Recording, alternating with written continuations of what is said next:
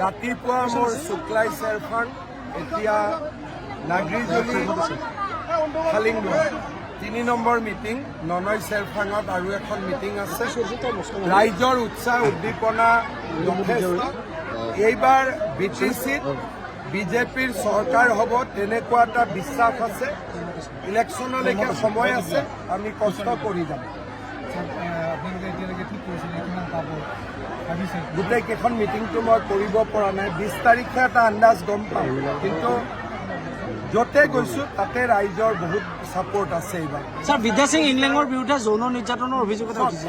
তেখেতে মোক কৈছে যে চিডিটো মিছা বুলি।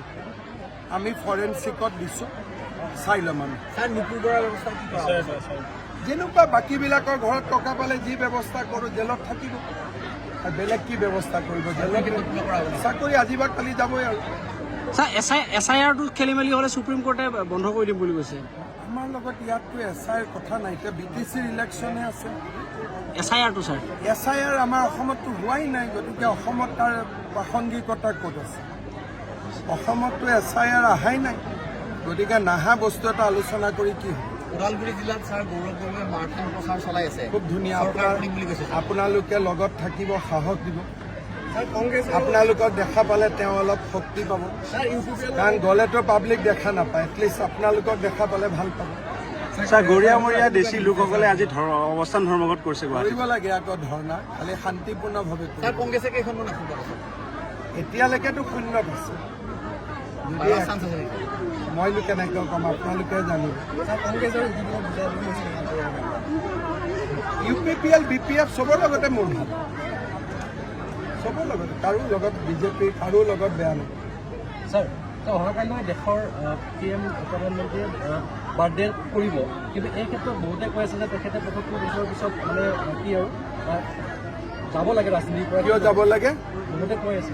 বহুত মানে কোন? নাম কেইটা কওক। বহুত মানে কোন? কালিতো মোদী ডাঙৰীয়া ইয়াত আহিলে, চব ৰাইজে আশীৰ্বাদ দিলে, লাখ লাখ লোকে। এতিয়া বহুত মানে কাক বুজায়? ৰাইজেতো য'তেই মোদী ডাঙৰীয়া যায় তাতে দেখোন আশীৰ্বাদহে কৰি আছে।